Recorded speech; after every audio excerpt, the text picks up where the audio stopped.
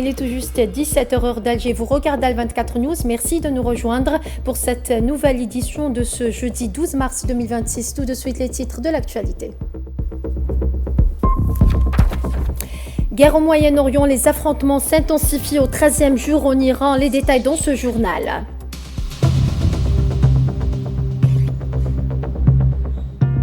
Le nouveau guide suprême iranien Mojtaba Khamenei s'adresse à la population pour la première fois. On fait le point dans ce journal.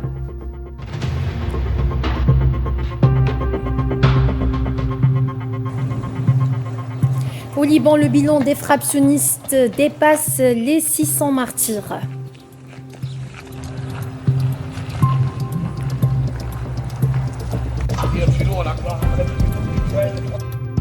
Chine, États-Unis, Pékin rejette la manipulation politique sous prétexte de surcapacité de production.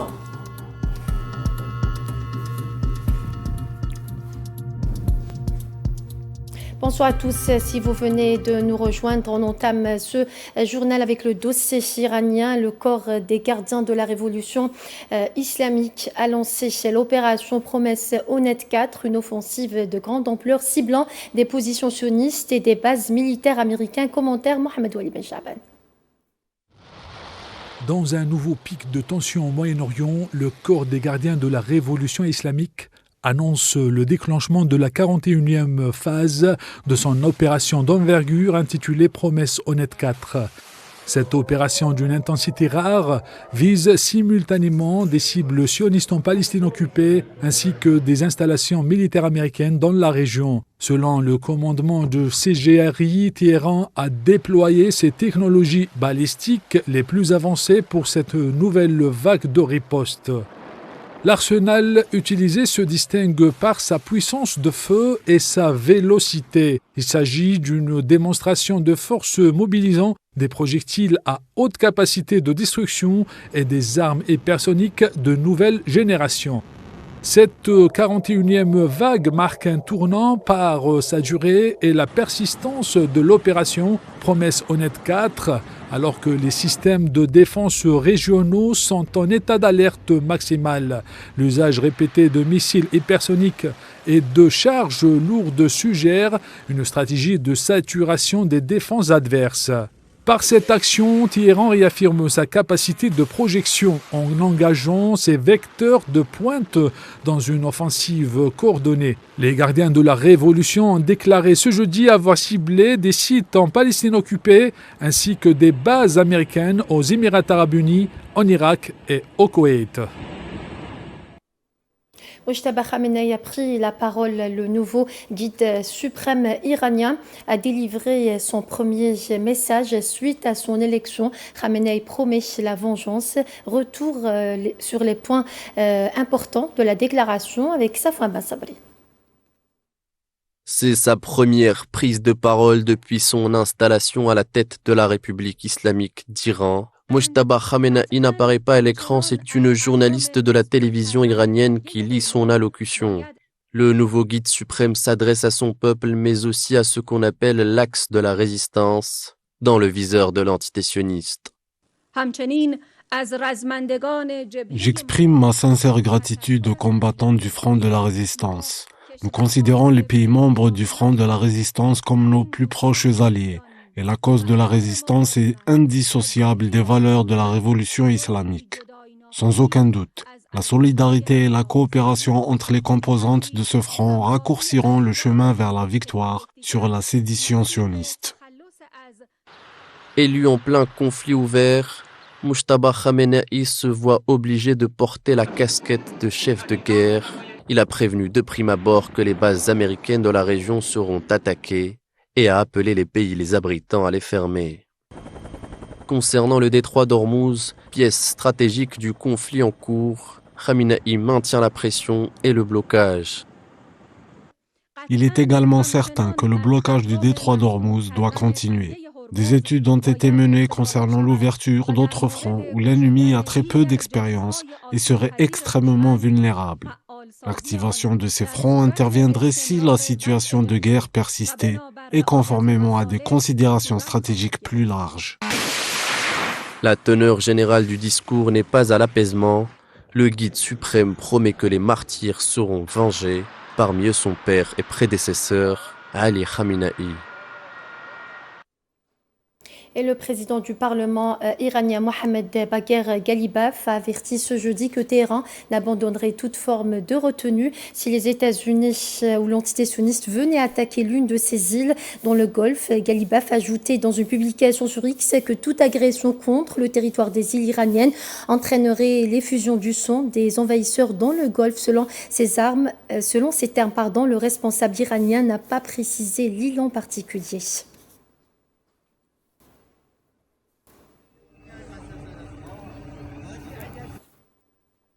Le Bahreïn a appelé ses habitants à rester chez eux à la suite d'une attaque ayant ciblé des réservoirs de carburant ce jeudi. Le ministère de l'Intérieur a indiqué que ce qu'il a qualifié d'agression iranienne a visé des réservoirs de carburant dans l'une des installations du gouvernorat du Mohraq, précisant que les autorités compétentes ont commencé à prendre les mesures nécessaires.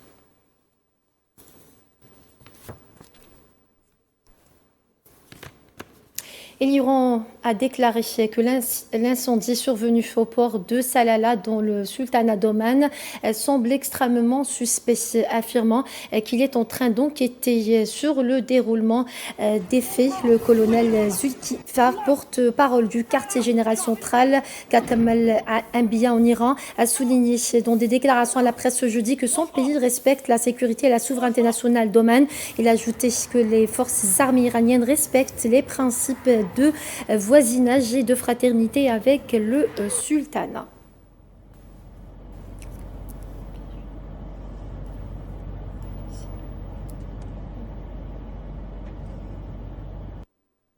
Et l'attaque de 2 pétroliers dont le Safe Sea Vishnu a fait un mort parmi les membres de l'équipage. 55 ont été secourus, tandis que Téhéran revendique avoir ciblé des intérêts américains. Cette attaque a fait à nouveau flamber les cours du pétrole. Impressionnantes boules de feu et des volutes de fumée noire s'échappent de ce navire. Cette nuit, 2 pétroliers ont été attaqués dans les eaux territoriales de Bagdad. L'autorité portuaire annonce un mort alors que plusieurs dizaines de membres d'équipage ont été secourus. Des recherches sont en cours pour retrouver des disparus. L'un des navires appartenant à la Compagnie générale des ports irakiens se trouvait à proximité du lieu de l'accident. Il a immédiatement entrepris des opérations de sauvetage pour les équipages des 2 pétroliers. Au matin, 55 membres d'équipage ont été secourus, 55 survivants et un décès. Les pompiers sont ensuite arrivés et, heureusement, à 4 heures du matin, les incendies à bord des 2 pétroliers étaient maîtrisés. Les équipages ont alors été conduits au port de Fao, où ils se trouvent actuellement.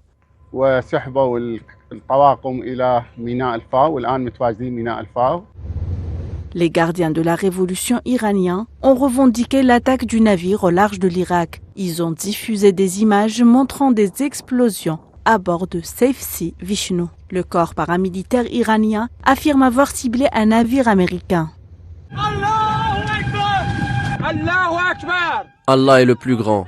Destruction d'un pétrolier américain dans le golfe du Nord Persique. Je vous obéis, Khamenei.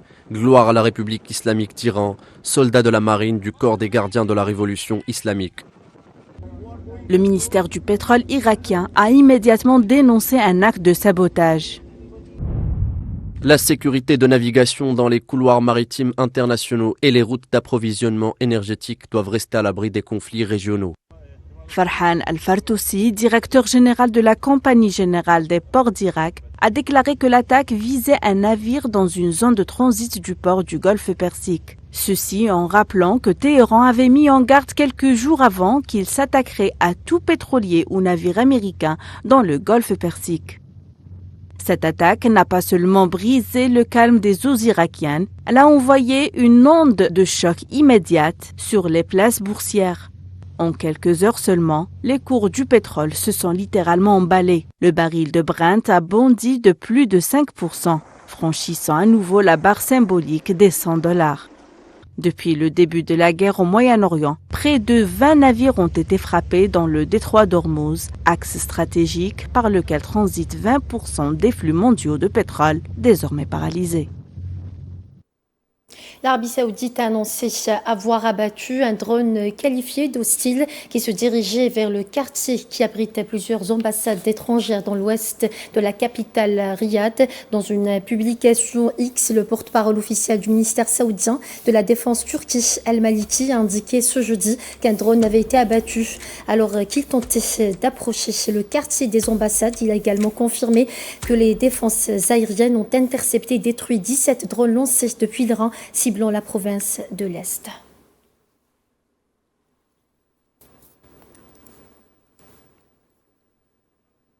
Le détroit d'Ormuz, passage vital pour le pétrole mondial, devient le théâtre de nouvelles tensions au Moyen-Orient. Des frappes iraniennes ont ciblé plusieurs pétroliers, provoquant incendies et inquiétudes internationales alors que l'Union européenne durcit ses sanctions. Les marchés asiatiques plongent et le prix du pétrole grimpe.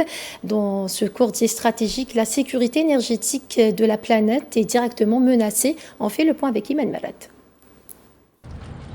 Les tensions au Moyen-Orient atteignent un nouveau palier au détroit d'Ormuz, passage maritime stratégique situé entre l'Iran et Oman. Chaque jour, près d'un cinquième du pétrole mondial y transite, reliant les exportateurs du Golfe aux marchés internationaux. Ces dernières heures, des pétroliers auraient été ciblés et certains auraient pris feu, dans un défi direct de Téhéran à la prétention de Trump d'avoir gagné la guerre.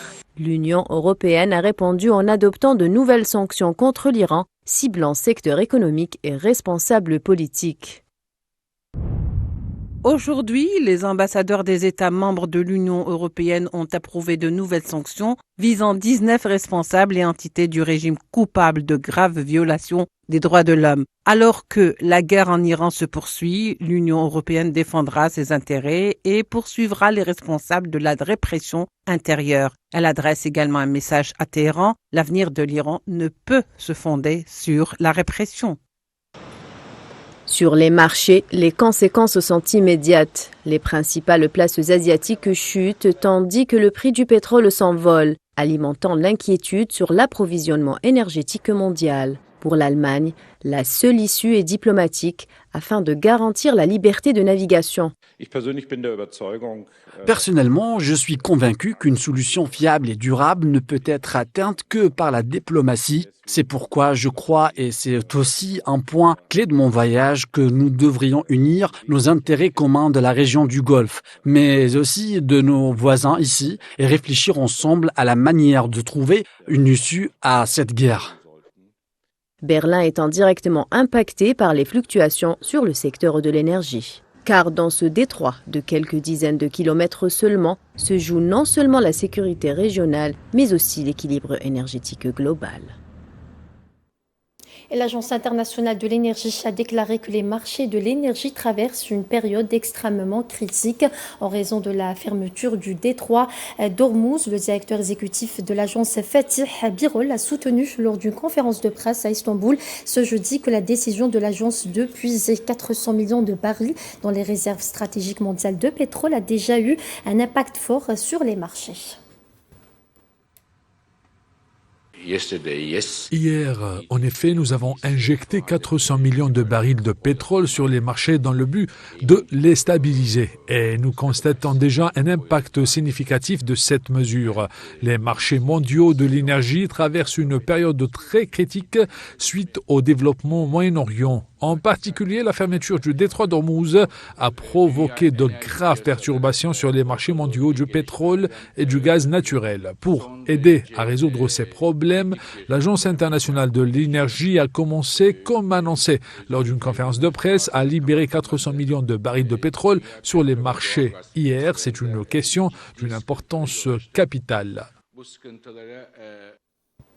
Et la Russie a appelé jeudi 12 mars l'entité sioniste et les États-Unis à mettre fin à leur attaque contre l'Iran et à s'asseoir à la table des négociations. La porte-parole du ministère russe des Affaires étrangères, Maria Zakharova, a déclaré que la situation humanitaire dans la région est extrêmement difficile et que l'escalade du conflit était source de profonde inquiétude.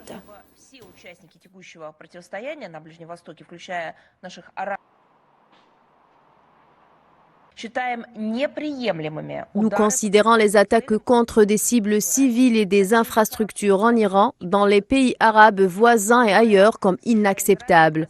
Nous appelons les États-Unis et Israël à cesser leur agression et à reprendre les négociations. Il est impératif que toutes les parties au conflit actuel au Moyen-Orient, y compris nos partenaires arabes, fassent preuve de bon sens et de retenue, renoncent à toute politique de deux poids, deux mesures et reprennent les efforts visant à mettre fin à la confrontation au plus vite dans le respect des principes de bon voisinage.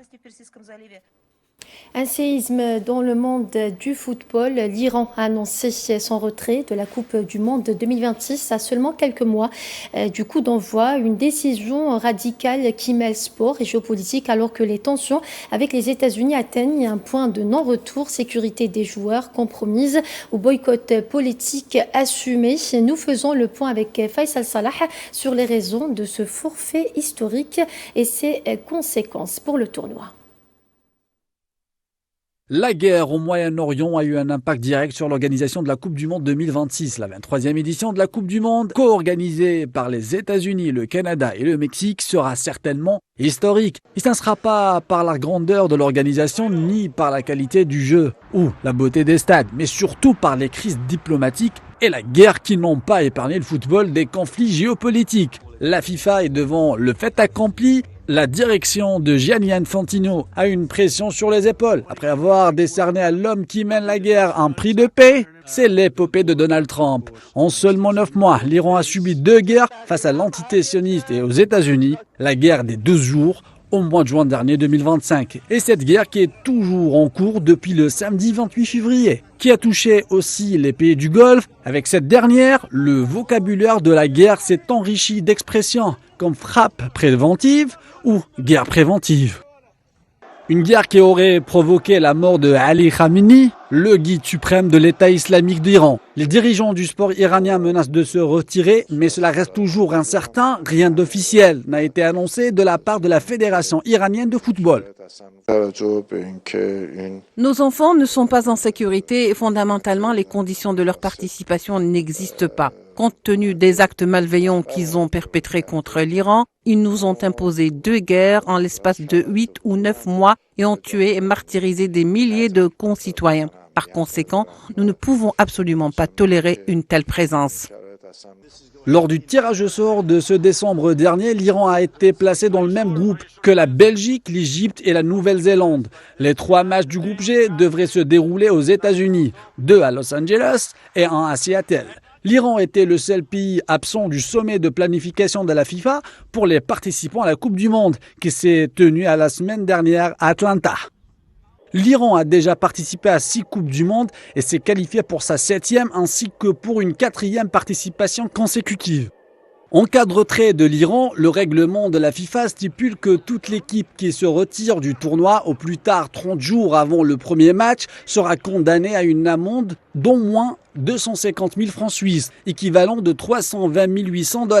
La FIFA aura un casse-tête pour remplacer l'Iran. 2 prétendants pourraient prendre sa place, l'Irak et les Émirats arabes unis, mais même avec ces options, rien n'est garanti. L'Irak, qualifié pour les barrages, refuse pour l'instant cette option, tandis que les vols commerciaux sont suspendus, ce qui ne garantit pas la sécurité des joueurs et qui laisse beaucoup de suspense au déroulement de la Coupe du Monde dans le pays de l'oncle Sam. Au Liban, le bilan des frappes sionistes sur le pays depuis le début du mois de mars a atteint 687 morts, dont 91 enfants et plus de 1500 blessés, a annoncé ce jeudi le ministère libanais de la Santé. Il a également indiqué qu'une attaque de l'entité sioniste sur le front de mer de Beyrouth avait fait au moins 7 martyrs tôt jeudi, quelques heures après une autre attaque au cœur de la capitale libanaise.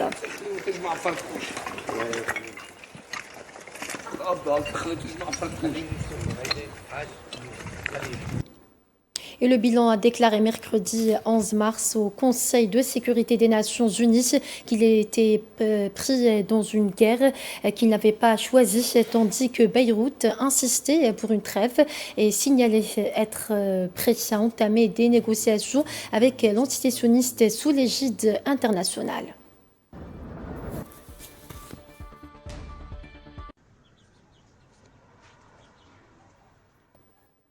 Toujours au Liban, cette nouvelle agression de l'entité sioniste a provoqué le déplacement de plus de 700 000 personnes à cause des frappes des forces de l'entité sioniste.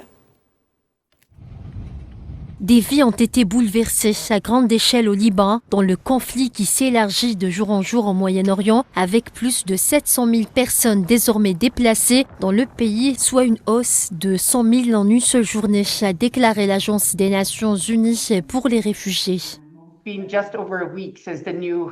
Non, comme vous le savez, cela fait un peu plus d'une semaine que la nouvelle escalade du conflit a commencé, précisément le 2 mars, lorsque ces alertes d'évacuation israéliennes adressées aux habitants de plus de 53 villages et zones densément peuplés au Liban, ainsi que les frappes aériennes intensifiées ont forcé des familles à fuir à travers le Liban. Et ce que nous voyons ici, c'est que ces vies ont été bouleversées à grande échelle. Je veux dire, selon les autorités libanaises, à ce jour, plus de 667 000 personnes au Liban se sont enregistrées sur la plateforme en ligne du gouvernement comme déplacées. Et cela représente une augmentation de 100 000 en une seule journée. Et les chiffres continuent d'augmenter à l'heure où nous parlons. La forte hausse des déplacements observés cette semaine au Liban est due à plusieurs ordres d'évacuation à grande échelle émis par l'entité sioniste pour le sud du Liban et les banlieues sud densément peuplées de Beyrouth. Environ 120 000 personnes séjournent dans des refuges désignés par le gouvernement, tandis que d'autres cherchent encore un endroit où loger, a indiqué le HCR, citant des chiffres gouvernementaux. Et environ 120 000 de déplacés se réfugient dans des sites collectifs désignés par le gouvernement. Mais beaucoup d'autres logent chez des proches ou des amis ou cherchent encore un logement. Et on voit des voitures alignées le long de la rue avec des gens qui dorment dedans, ainsi que sur les trottoirs. Et beaucoup de ces personnes sont déplacées pour la deuxième fois depuis les hostilités de 2024. Et la plupart ont fui en courant, presque sans rien, et cherchent refuge à Beyrouth, dans la région du Mont Liban, dans le nord du Liban et dans certaines parties de la Bekaa. D'autre part, Abdel-Nasser Aboubakar, représentant de l'OMS au Liban, a déclaré qu'au moins 84 enfants avaient été tués et 259 blessés en quelques jours de bombardements sionistes sur un total de 486 personnes tuées et 1313 blessés. Par ailleurs, l'OMS a averti que les hôpitaux et les intervenants de première ligne libanais sont soumis à une pression extraordinaire pour tenter de gérer le nombre croissant de patients. L'une des raisons pour laquelle nous avons un grand nombre d'enfants est le fait que la plupart des attaques que nous voyons sont en réalité des centres urbains comme à Beyrouth. C'est pareil pour d'autres endroits. Et c'est peut-être la raison pour laquelle nous avons plus d'enfants ainsi que plus de femmes parmi les blessés et les morts. 5 hôpitaux du Liban sont désormais hors service, 4 hôpitaux partiellement endommagés et 43 centres de soins de santé primaire sont fermés, principalement dans le sud, qui a été largement évacué, a indiqué le représentant de l'OMS au Liban. Il est à noter qu'en violation du cessez-le-feu en vigueur conclu fin novembre 2024, l'armée sioniste poursuit ses agressions contre le Liban, faisant des centaines de martyrs et de blessés. Autre information en Chine, le porte-parole du ministère chinois des Affaires étrangères a déclaré que la position de Pékin sur les questions économiques et commerciales entre la Chine et les États-Unis est constante et claire.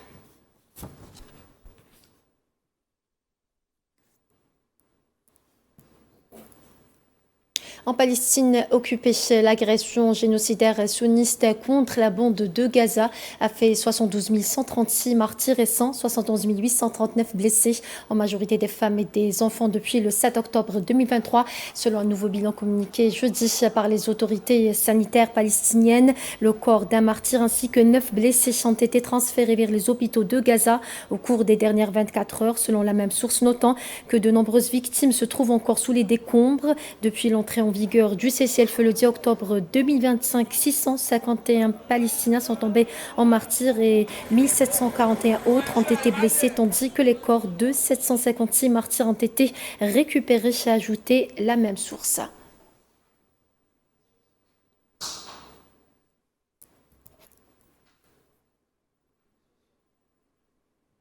Et voilà, c'est ainsi que s'achève ce journal. Merci à vous de votre fidélité. Excellente suite des programmes sur L24 News et à demain.